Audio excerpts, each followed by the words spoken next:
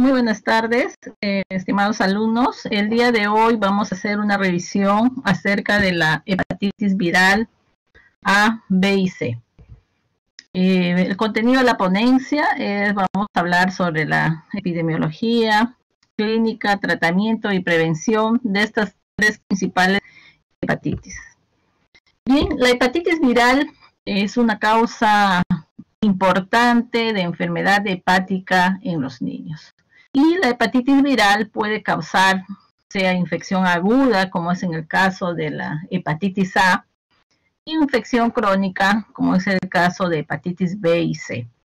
Asimismo, en el caso de hepatitis B y C, esta inflamación hepática puede conducir a cirrosis, cáncer y muerte.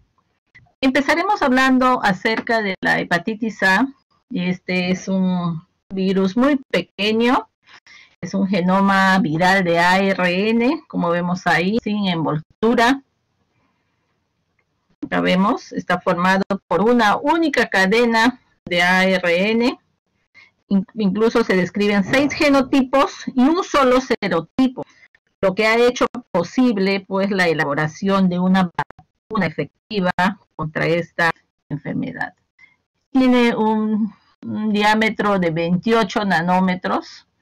Tiene esta forma icosaédrica, como vemos acá. Pertenece a la familia Picornavirus, al género Hepatovirus.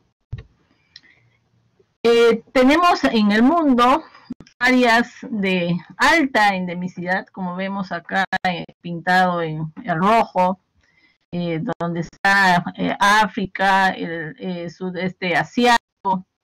Y en el caso de América tenemos México, tenemos Ecuador, ¿no? Dentro de los países que tienen una alta endemicidad. Y nosotros, como ven acá en celeste, somos un país considerado de endemicidad intermedia actualmente. Pero sin embargo, tenemos dentro de nuestro país áreas de alta endemicidad. En general, somos considerados de endemicidad intermedia. Acá vemos la frecuencia de la hepatitis en niños y adolescentes. Este es un estudio hecho en 5 ciudades de Perú por el doctor Roger Hernández. Y vemos, pues, considerado endemicidad intermedia por un estudio que se hizo dosando la serología, que es la IgG antihepatitis A, que nos indica infección pasada. Vemos que el 50.5% de la población global ya tenía la IgG positivo a la edad de 15 años. Si vemos acá hacia la derecha, vemos que por ejemplo, es considerado una ciudad, ¿no?, con alta endemicidad. A diferencia, por ejemplo, de Lima, ¿no?, que tiene una baja endemicidad. Vemos acá igual el mismo estudio, la frecuencia de esta serología positiva, ¿no?, de la IgG positiva para hepatitis A, varía según el nivel socioeconómico, siendo pues más alto, ¿no?, la frecuencia en el nivel socioeconómico E, ¿no?, que vemos que es hasta un 64.6%. Y vemos acá, ¿no?, que a los 10 a 15 años, 66.1% ya tienen serología IgG positivo contra hepatitis A.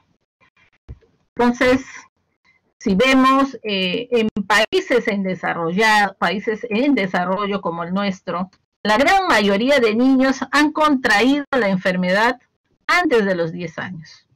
En cambio, en países desarrollados, la incidencia pues suele cae, ¿no? Es muy baja esta edad. Sin embargo, afecta más a individuos de edades avanzadas. ¿Cómo se transmite el virus de la hepatitis A, ¿no? La transmisión es de persona a persona y a través del agua y los alimentos contaminados. O sea, es vía fecal oral. Entonces recuerden, ¿no? Contagio por contacto directo con personas pues que excretan el virus o a través del consumo de agua y alimentos contaminados, ¿no? Con el virus de la hepatitis A, ¿no? Lo cual está muy relacionado con las deficientes condiciones higiénico-sanitarias. Cuanto más deficiente, hay probabilidades que la incidencia de la hepatitis A sea más alta. Este virus se excreta en las heces hasta, miren ustedes, desde 1 a 2 semanas antes del comienzo de los síntomas, ¿no? Y puede excretarse hasta 2 a 3 semanas después de la ictericia. O sea, por eso es que es una enfermedad altamente contagiosa, ¿no? Porque miren ustedes, periodo de mayor contagiosidad, 1 a 2 semanas antes del inicio de los síntomas. Este virus es resistente al medio ácido y al calor, sobrevive días a semanas en agua, en el suelo y en los alimentos. O sea, mire, resiste al medio ácido, ¿no? Por eso es que la ingesta de alimentos de forma ambulatoria, ¿no? De nuestro rico ceviche, que a veces lo comemos en condiciones deficientes, podríamos nosotros adquirir un virus de la hepatitis A, ¿no? Si es preparado por una persona que tiene hepatitis A, ya recuerden que excretando el virus hasta antes de que inicie algún síntoma, si es que tiene algún síntoma, ¿no? Recuerden que a veces esta enfermedad puede ser asintomática. Las formas anictéricas y asintomáticas explican por qué este virus se difunde fácilmente, ¿no? Es altamente contagioso. El periodo de incubación va de 15 a 50 días, un promedio 28 días, ¿no? Un periodo de incubación pues largo. En el caso de la hepatitis A puede ser, ¿no? Un mes. Y en el caso de la hepatitis A, la manifestación que tiene generalmente se presenta como una enfermedad aguda, que es de comienzo brusco y autolimitada. Recuerden, cuanto más pequeños, la enfermedad puede ser asintomática, o sea, ni cuenta se dieron que tuvieron una hepatitis A, ¿no? Puede pasar incluso como un cuadro pseudogripal, ni saben que tuvieron hepatitis A y ya están contagiados. La infección sintomática, miren, 30% de niños menores de 6 años hacen la forma sintomática y pocos con ictericia. En cambio, en un niño mayor de 10 años, un adolescente y un adulto, ellos sí van a hacer en un mayor porcentaje la parte asintomática de la enfermedad, ¿no? O sea, pueden hacer ictericia en más del 70%. Entonces, cuanto más pequeños, asintomáticos, y cuanto mayores de 10 años, adolescentes y adultos, hacen pues todo el cuadro, ¿no? Sintomático, con ictericia y todos los otros síntomas asociados a un cuadro de hepatitis A. Acá lo vamos a describir. Hay un periodo prodrómico, que es de preictericia, donde hay anorexia, astenia, dolores abdominales, fiebre de 37 a 38 grados, cefalea, atralgias que pueden durar de 3 a 10 días. Miren, algunos pueden hacer solamente este cuadro prodrómico, ¿no? Que semeja a un cuadro pseudogripal, pero hay algunos que cuanto mayores, cuanto más grandes, ¿no? Adolescentes y adultos pueden hacer este periodo de estado, que aparece la orina colúrica, ictericias y heces hipopigmentadas. Otros síntomas gastrointestinales también puede haber, náuseas, vómitos, y también aparece hepatomegalia, acompañado o no de megalia. Por lo general, este cuadro agudo de una hepatitis A es de evolución favorable y muy raramente se presentan complicaciones. ¿Cuánto tiempo duran estas manifestaciones clínicas? Un periodo de 2 a 3 semanas. Pero sin embargo, la normalización de los exámenes del laboratorio, porque estas por lo general llevan pues a elevaciones de transaminasas más allá de 1000, con elevaciones de bilirrubina, predominio directo más allá de 5 u 8. Entonces, esas pruebas hepáticas tardan en normalizarse, algunos, pero por lo general 60-70% normalizan en 2 a 3 semanas. Hay manifestaciones atípicas o raras de la hepatitis A, por ejemplo, como es la colestasis prolongada. La hepatitis fulminante es poco frecuente y se presenta en 1 de cada 1000 casos que hacen síntomas. La infección crónica en la hepatitis A no es posible y pueden existir otras complicaciones como anemia hemolítica, anemia autoinmune, hepatitis reactiva, incluso síndrome de Guillain-Barré asociado a hepatitis A, pero en forma muy rara.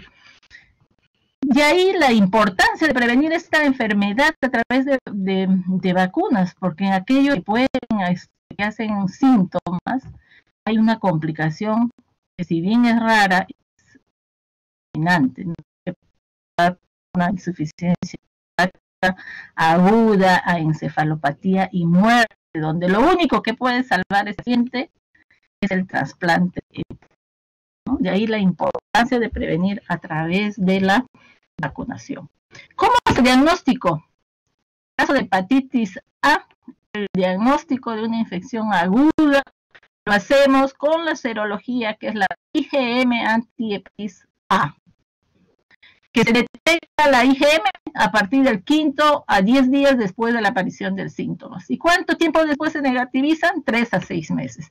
Entonces, tengo un paciente sintomático que sospecho que es hepatitis A, yo debo solicitar serología IgM, ¿no? La IgG antihepatitis A, esto ya aparece tiempo después de que aparece la inmunoglobulina M, y cuando yo solicito IgG, por lo general es para ya diagnosticar si el paciente tuvo o no una infección pasada por hepatitis A. También para determinar si está protegido, bien protegido a través de la vacunación. El tratamiento de una hepatitis A es de apoyo, de soporte, ¿no? Hay que hidratar bien, el paciente lo poco que pueda, ¿no? Se alimente bien, reposo relativo, y la hospitalización no es necesaria en la gran mayoría de pacientes, porque la gran mayoría de pacientes no van a presentar complicaciones. Pero si por algo yo hospitalizo a uno de mis pacientes, porque estoy pensando en una probable complicación de estas raras que puede haber, lo que yo debo hacer es poner en un ambiente aislado a mi paciente, porque sabemos que no hay que tener en cuenta las precauciones estándar y de contacto. ¿Qué medidas generales debo tener en cuenta para prevenir la hepatitis A en nuestro país? En este caso, pues, no solamente compete al Ministerio de Salud, ¿no? Sino tenemos otros ministerios comprometidos. Debemos mejorar el saneamiento y la educación sanitaria, ¿no? Debemos fomentar la higiene y el lavado de manos, muy importante. Y lo otro es la vacunación anti-hepatitis A. Como ya les mencioné, esto está en mente de nuestros gobernantes, ¿no? Están pensando, nuestros ministros están pensando en algún momento poner esta vacuna. Quizás de acá a unos 2 años ya esté dentro de nuestro esquema nacional de vacunación. La inmunoglobulina específica para hepatitis A, en caso de brotes, por ejemplo, sabemos que la vacuna de la hepatitis A se pone a partir del año de edad, pero pueden exponerse niños menores de 1 año y donde no está indicada la vacuna, pero sí podemos poner la inmunoglobulina específica para hepatitis A. Y por lo general esta inmunoglobulina es de uso intramuscular y que tiene un 85% de eficacia en prevenir una infección sintomática. Y debe administrarse hasta 2 semanas posterior a la exposición. Vemos que hay una dosis de 0.02 mililitros y lo va a proteger hasta 3 meses. Una dosis mayor, que es de 0.06 mililitros, puede proteger hasta 5 meses. Como ya les dije, para menores de 1 año, para viajeros de cualquier edad a zonas endémicas y post-exposición de hepatitis A, y como les decía, lo ideal dentro de las primeras 2 semanas de exposición nos da un 85% de protección. Acá la vacuna sería lo ideal, ¿no? Está dentro del plan. Es la vacuna de la hepatitis A. Hay varias vacunas activadas contra la hepatitis A de diferentes casas comerciales, todas buenas, de uso intramuscular para niños a partir del año de edad. ¿Y cuántas dosis se recomiendan? Lo ideal serían 2 dosis para garantizar una protección a largo plazo. 2 dosis con intervalo de 6 meses, de una hoy, por ejemplo, y en 6 meses la siguiente. Y lo ideal también, en caso de brotes, podría administrarse dentro de los primeros 14 días tras la exposición.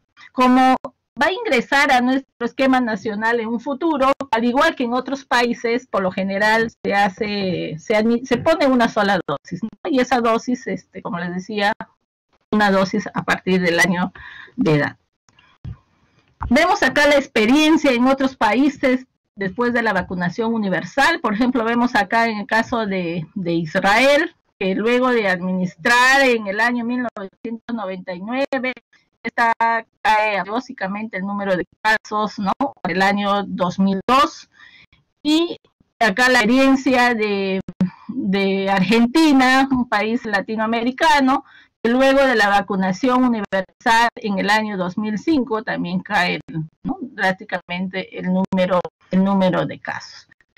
Nuestro país, al ser un país de endemicidad intermedia, se beneficiaría de esta vacunación universal. Ahora hablemos de la hepatitis B. También nuestro país está considerado un país de endemicidad intermedia, pero por su diversidad geográfica y cultural, pues también igual hay una variabilidad en la prevalencia en sus diferentes poblaciones. Pero sin embargo tenemos áreas hiperendémicas como son la cuenca del Amazonas y algunas zonas de la sierra. Y Lima, debido a la migración, también está considerada una zona de endemicidad intermedia. Se hace la vigilancia epidemiológica desde el año 1999 y esta vigilancia pues es de tipo universal. Los casos deben ser notificados a través de una ficha de investigación individual, caso que debe hacerse ante un caso. Vemos acá nuestras estadísticas a nivel nacional del año 2000 al 2020 y vemos pues, acá el comportamiento endémico, ¿no?, de la hepatitis B. Vemos que en ningún momento esto caiga a cero, ¿no?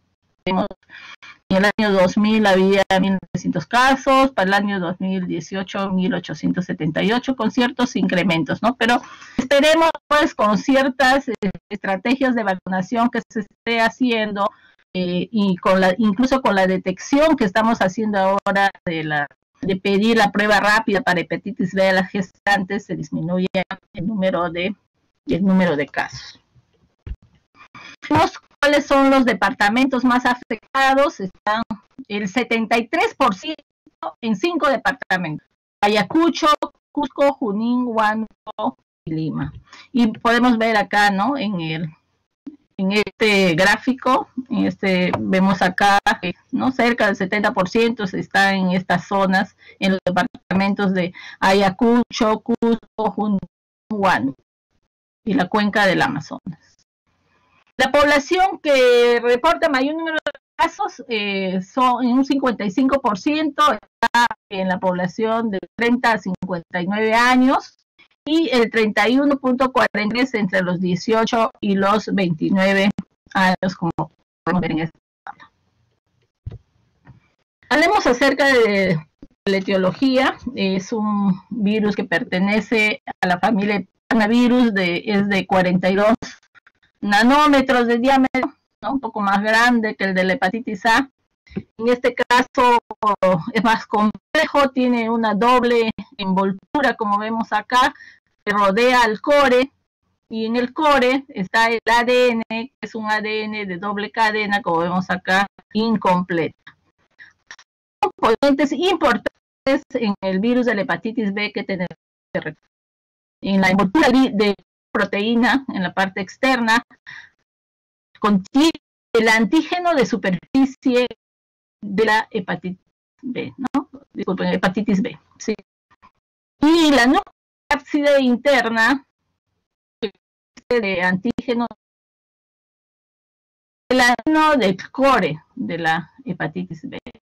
Recuerden entonces dos estructuras importantes, una que se encuentra en la parte de la envoltura, antígeno de superficie, el otro que se encuentra en el núcleo cápside, que es el antígeno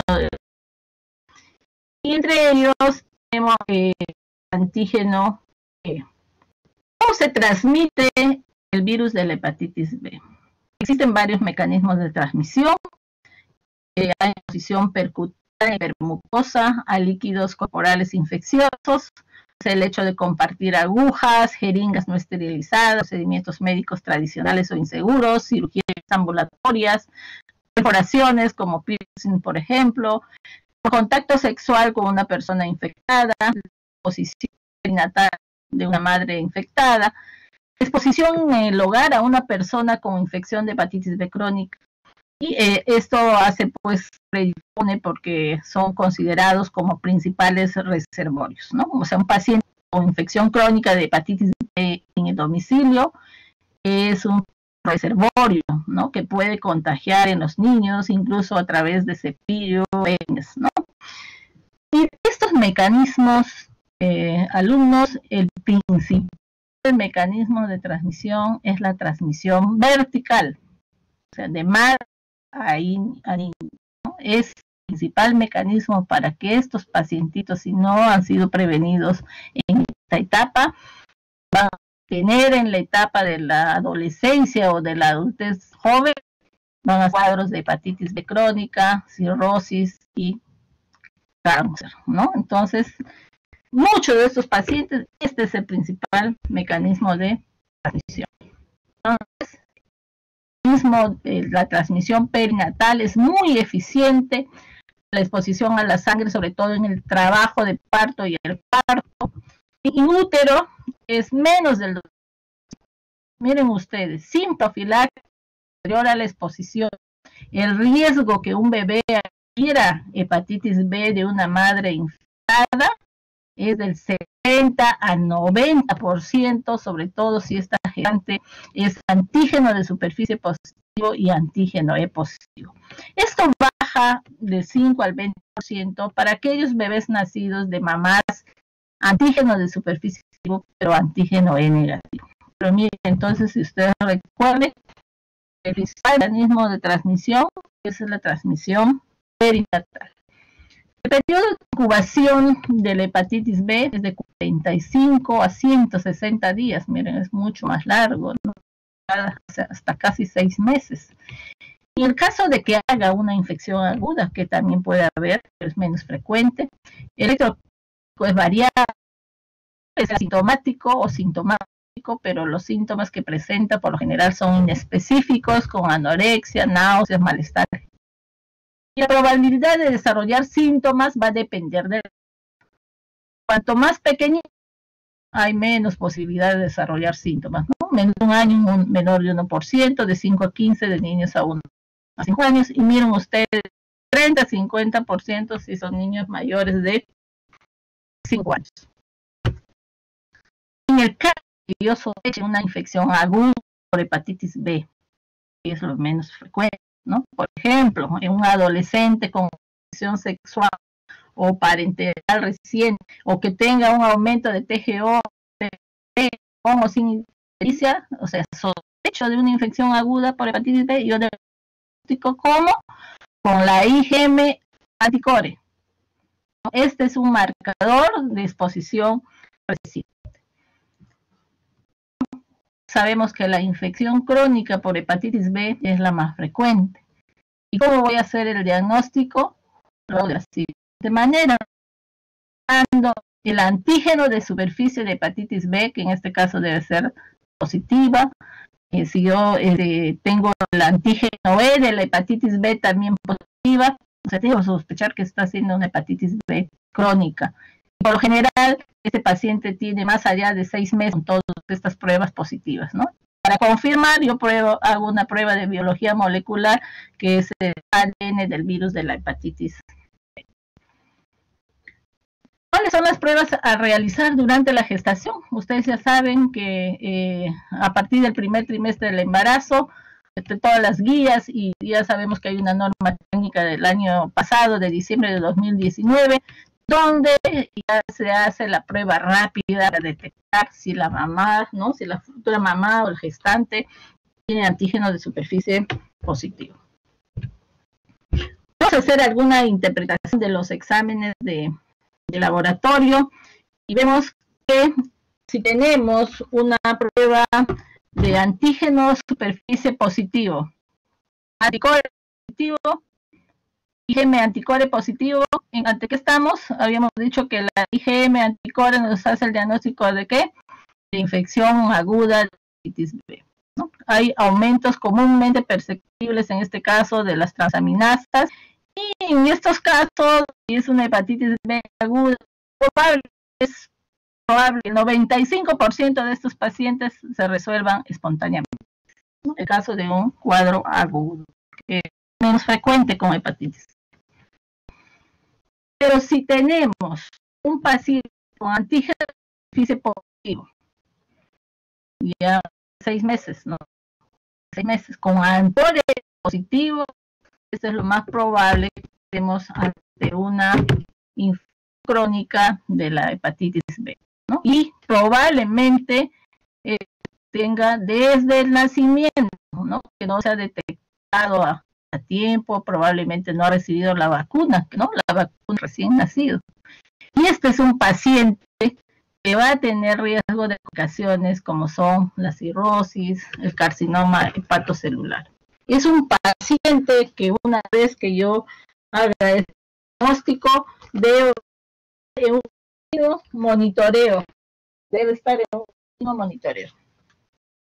Siempre debemos evaluar a este paciente y hacer un seguimiento, ¿no? Dependiendo de cómo evolucione, puede ser trimestral, semestral, anual, pero no debemos dejar de ver. Si tenemos antígeno de superficie de la hepatitis B negativo y anticore positivo, es una infección de la hepatitis B, ¿no? Está inmune a la reinfección. Pero cuando tengamos este caso de anticore positivo, debemos, o sea, sospechar que pueda tener este paciente una hepatitis B oculta. Y al sospechar esto, hay el riesgo de que esto se reactive, sobre todo si es que el paciente tiene algún grado de inmunosupresión.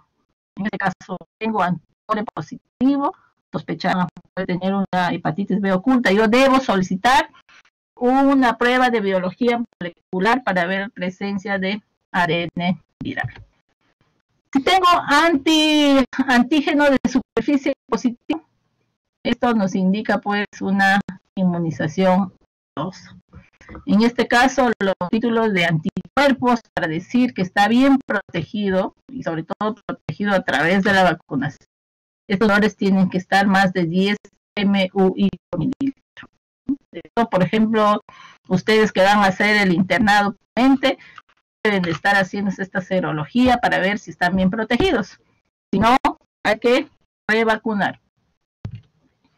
Y si tenemos todas estas pruebas activas, tenemos antígeno de superficie negativo, el anticuerpo antiantígeno de superficie negativo, core negativo, este paciente no ha tenido, pero sí es un paciente susceptible, entonces debemos de vacunar, ¿no? Debe estar vacunado porque la vacuna lo tenemos en forma gratuita para todas las personas en el Ministerio de Salud.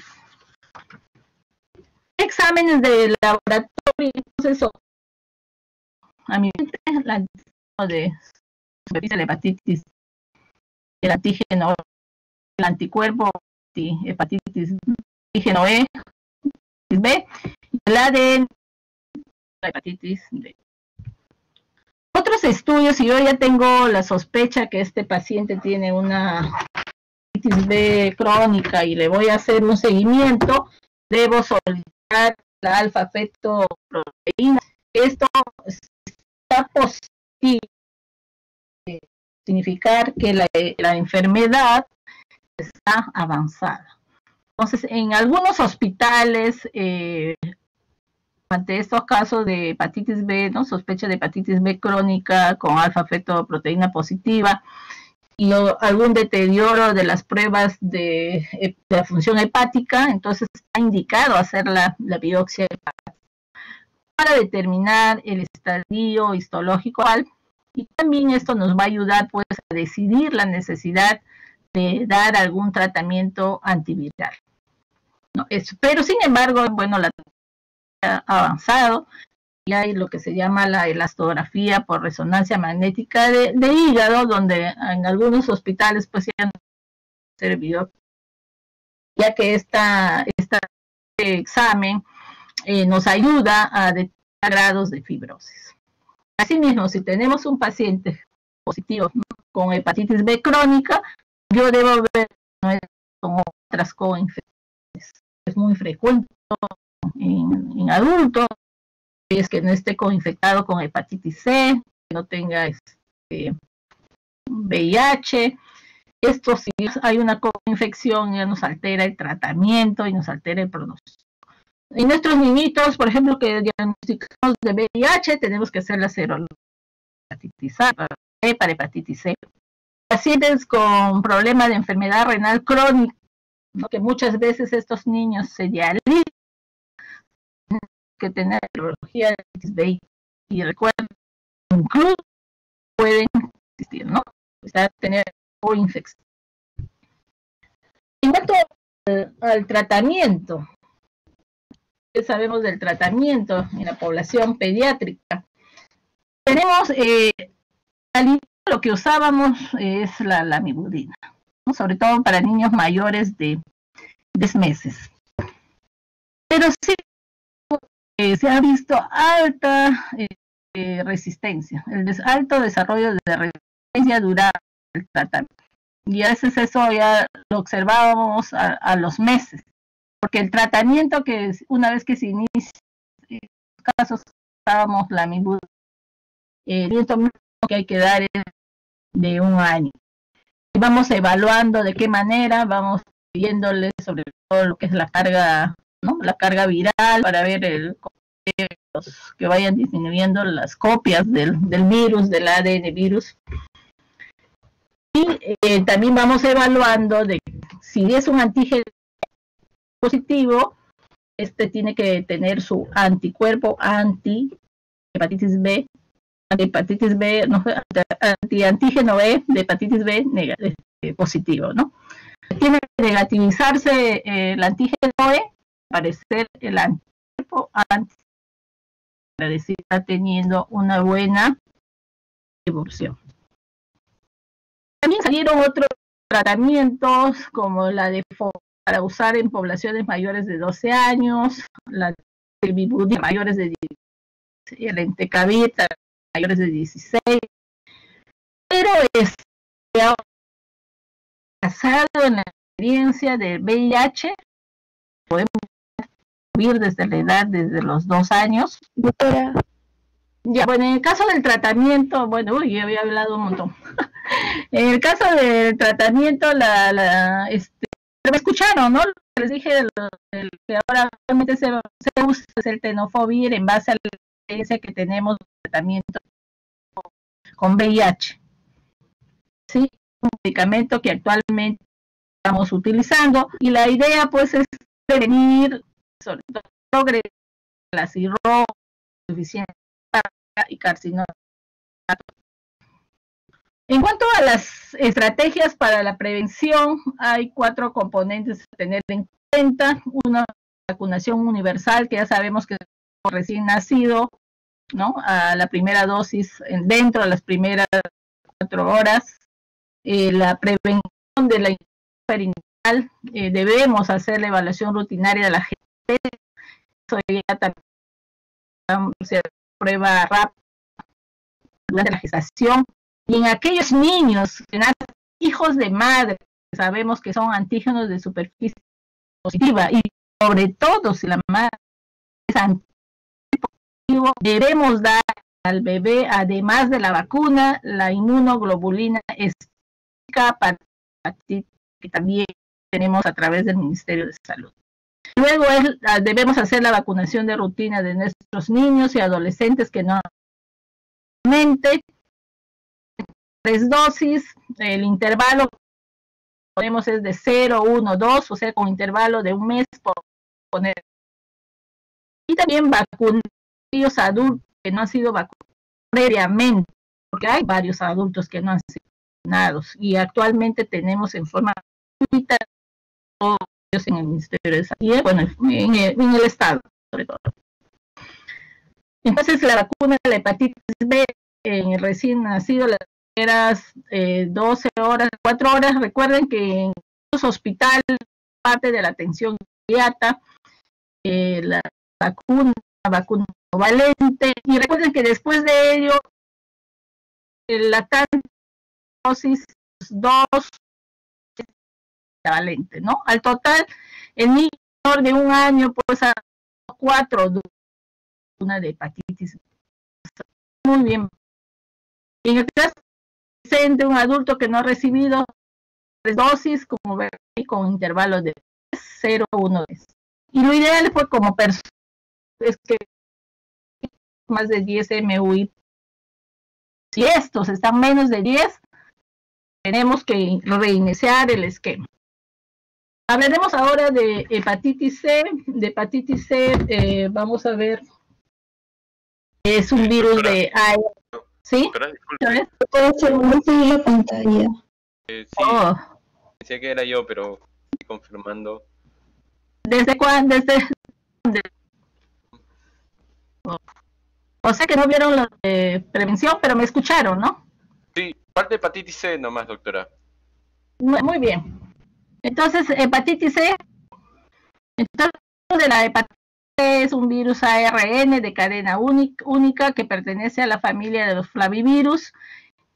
Existen 6 genotipos y varios tipos con diferentes localizaciones geográficas y también dependiendo del tipo va a ser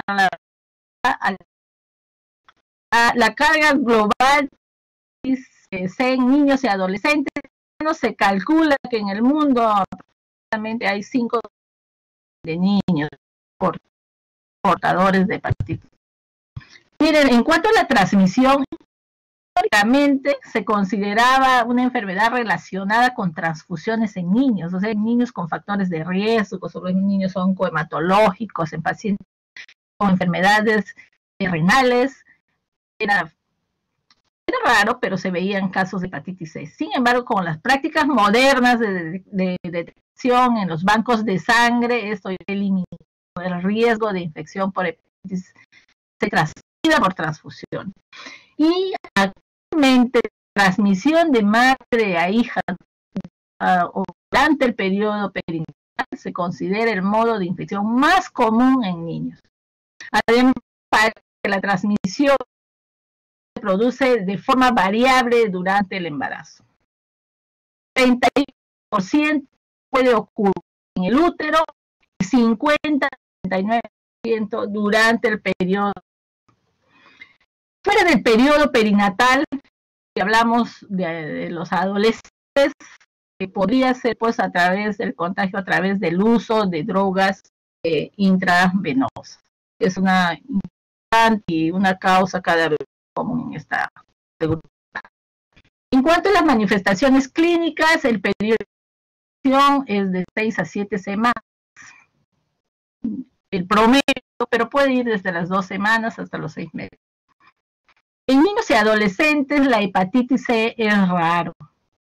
Los niños y adolescentes pueden desarrollar infección crónica por hepatitis C, que es definida por presencia